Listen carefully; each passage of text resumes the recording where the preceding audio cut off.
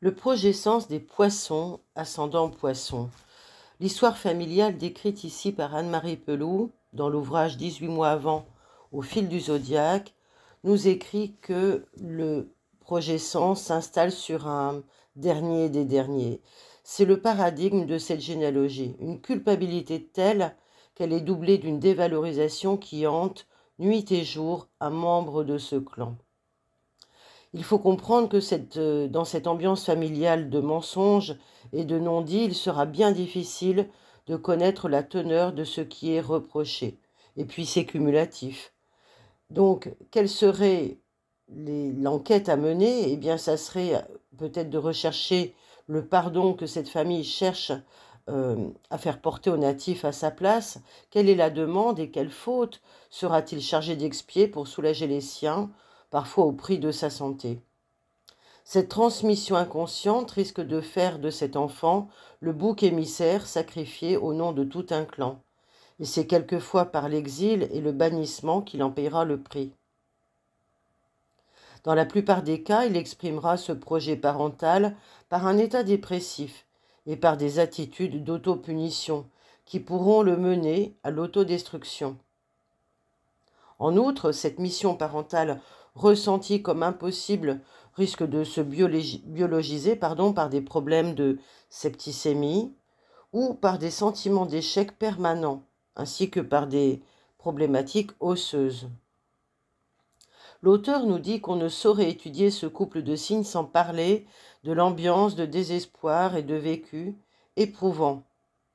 C'est un projet-sens qui existe donc dans cet arbre généalogique pour quelqu'un qui a versé toutes les larmes de son corps, et il faudra comprendre quelles en sont les raisons.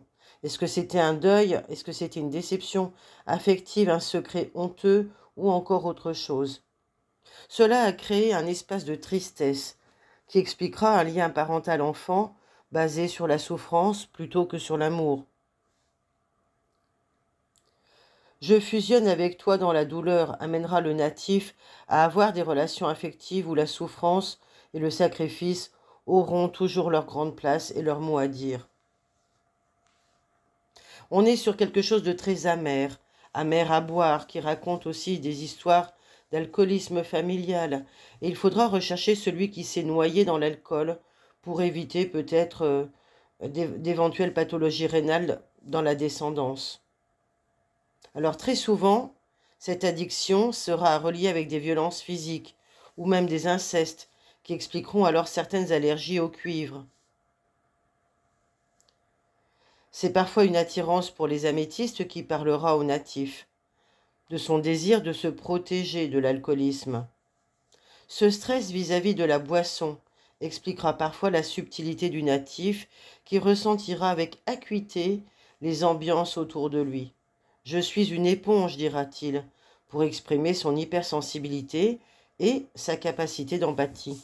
Mais les éponges ne servent-elles pas à absorber le liquide? Une solution parfaite pour empêcher un aïeul de boire. La symbolique aussi, ici, nous renvoie à une mère imbuvable, à laquelle on reprochera les mauvais traitements ou son comportement irresponsable.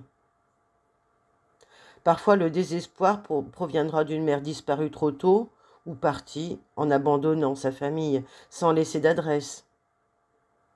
En solution, cette famille prendra souvent la précaution de donner 2 mères aux enfants, une véritable et une de substitution, au cas où. Ainsi, dans le représenté familial, le départ de la mère ou l'exil du pays natal ont été vécus dans une tonalité de souffrance à cause de la mobilité. Je souffre de l'exil, je souffre du départ, je souffre de la fuite.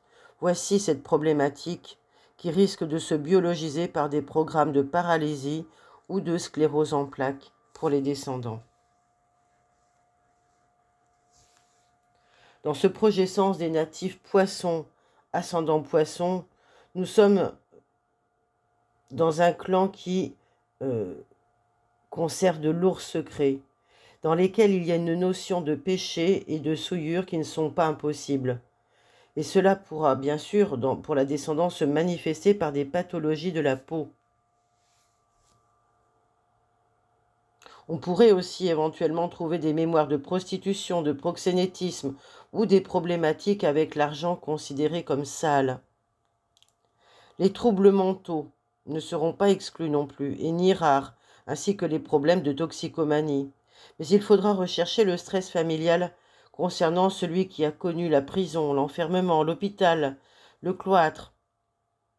À force de pécher en eau trouble également, il se peut qu'il y ait des problèmes de vue qui se manifestent, au sens propre comme au sens figuré. Ainsi, les descendants pourront avoir des problèmes de cataracte, par exemple.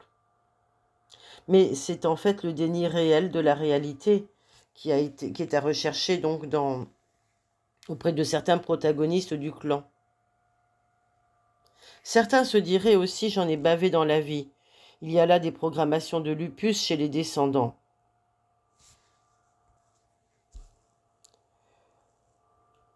Ici, le natif serait bien avisé de rendre à sa généalogie le fardeau qu'elle lui demande de porter à sa place.